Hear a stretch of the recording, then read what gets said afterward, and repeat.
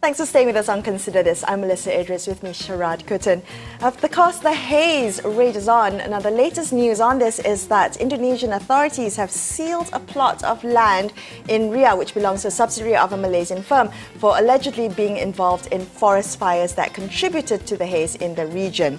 Now, as the Indonesian government has named 4 palm oil companies with Malaysian links, including a unit of IOI Corporation and a unit of Sime Darby Plantations. Joining us on the line to help us understand why efforts to tackle the haze have not yet been yielding the results we want, we have Dr. Helena Varkkey, who is a senior lecturer at the Department of International and Strategic Studies at University of Malaya. Thank you so much for joining us on the line today, Helena. Now, what is your assessment, if I could begin with your assessment of the Malaysian government's response to the haze? Yeah, thanks for having me. What I would see as the Malaysian response is actually not very much different from the previous years. And the only unique thing that I would say here is that there seems to be a bit of disconnect between how the Ministry of Environment is responding as well as the Ministry of Plantations is responding. Ministry of Environment has basically said in response to the 4 companies that have been indicated by Indonesia, Indonesia should just go ahead and bring the law in, no matter who these companies are, if they are Malaysian or not. However, for the Ministry of Plantations, they have basically responded and said that, this is something that is not a good sign, and we should be very careful when we are approaching this issue, because it's going to play into the whole larger debate about the EU trying to ban palm oil. So there's a bit of a disconnect between Malaysian responses here. Helena, the question of, going after culprits is, of course, well and good, but what about the preventative aspects of the mechanisms and talks and discussions they've had over the years? I mean, surely we don't want to get to a point where everybody's choking, and even though it serves some sort of sense of justice to have people put in the dock for those actions, wouldn't it be better not to get to this point? I mean, why haven't those mechanisms prevented the situation in the first place? Of course, preventive action is always preferable. However, it is a bit complicated in the sense of the scale of the problem being a regional problem, and therefore prevention is nothing much that Malaysia can do, even though we do have a lot of agreements with Indonesia. However, Indonesia essentially has the last say. For example, I think about 5-6 years ago, we had the MOU with Indonesia, which is Malaysia and Indonesia training firefighters, training farmers, and training plantation managers to handle land use effectively to avoid fires. However, Indonesia failed to renew that MOU recently. I believe it was last year. So these kind of preventive measures are not consistent. So that's part of the problem on the regional level. And locally, Indonesia is doing quite a lot. Like Jokowi has been quite active dealing with the haze, especially since he came on board just before the big haze season in 2015. However, one of the big things that he's put into place is the BRG, which is the Peatland Restoration Agency, and it was very active going on a few years back when it just started 2016.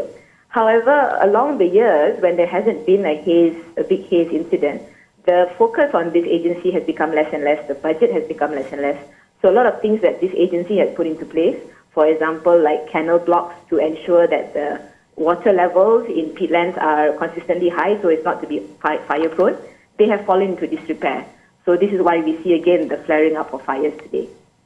And Helena, there's also this question of, in the initial advent of the haze about, who was responsible, where these fires were emanating from, and so on and so forth. And one of the things that we do have is an ASEAN Specialized Meteorological Center. And that seems to be the go-to place for a lot of Malaysian politicians trying to say, well, actually, we do have the facts. And how do you rate these things? I mean, there seems to be disputes about the very facts of the matter. And what's your sense of it? Yeah, so the ASEAN Specialized Meteorological Center, that is the regional level center.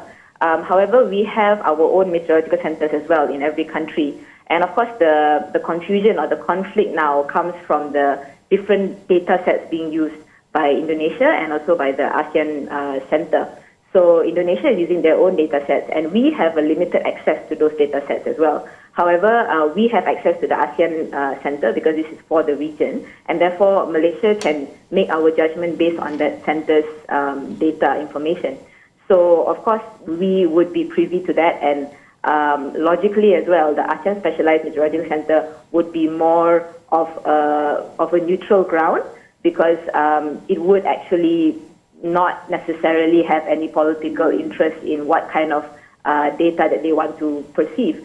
So for Indonesia has actually backtracked slightly, saying that only in that particular day did they find that there was no haze floating over into Malaysia. But still, it's a bit of a sensitive issue. Indonesia would be not too fast to admit that they are spreading haze to Malaysia, partially because in the past few years, Jokowi has been very proud of the fact that he has always said that, there may be fires in Indonesia, but Indonesia is no longer contributing to regional haze, partly or rather largely because of his own efforts in the country. So I think Indonesia is very reluctant to sort of admit defeat in this sense because they are actually claiming victory for so many years already.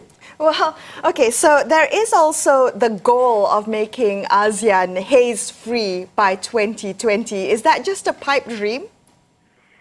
Yeah, the situation with, or rather the goal of a haze-free ASEAN is something that is a bit, I would say it is kind of a very distant future right now, seeing how we are experiencing the haze now. Right. But then again, the point is that every single year, the circumstances change. Circumstances on the ground change, and also circumstances in the weather changes as well. So, for example, the past few years, whatever happened on the ground, the weather was favorable, and that's why we did not have haze. So maybe next year we won't know. We may have a wet year. There may be a ASEAN haze-free ASEAN next year. However, that does not mean that it will be consistently haze-free unless things on the ground continue to improve, and really there will be situations. The situation on the ground will be fixed from all its flaws that we face now. Right. Well, I'm just wondering whether all these efforts are purely G to G, government to government. I mean, does civil society, have a say in this? Can we get involved? How do people encourage the government to act? Because this is all affecting us, right? Right. Civil society in Indonesia has been quite strong. There has been a civil suit actually that went all the way up to the Supreme Court that found Jokowi and his administration guilty for not carrying out his promises regarding to certain aspects of fire control, specifically in releasing the information of the ownership of land, so increasing transparency in land ownership in Indonesia. So civil society over there is quite organized, and they're able to push through things like this. So that's something that we should learn from, I think, as well on the Malaysian side. We have not actually reached that level. We have not been able to bring any civil suits to our courts yet. However, the certain NGOs and certain civil groups are organizing things. For example, we have certain protests, not protests, but I guess just gatherings, awareness building projects going on. But I don't think we are as organized as Indonesia and even as Singapore. Singapore has PM Haze, right. A few others. They are quite more prominent than us. Okay, well, thank you so much for speaking with us today. Now, we will be back in just a couple of minutes to talk a little bit about social media ban and whether you're for it or against it during times of crisis. We'll be back in just a couple of minutes.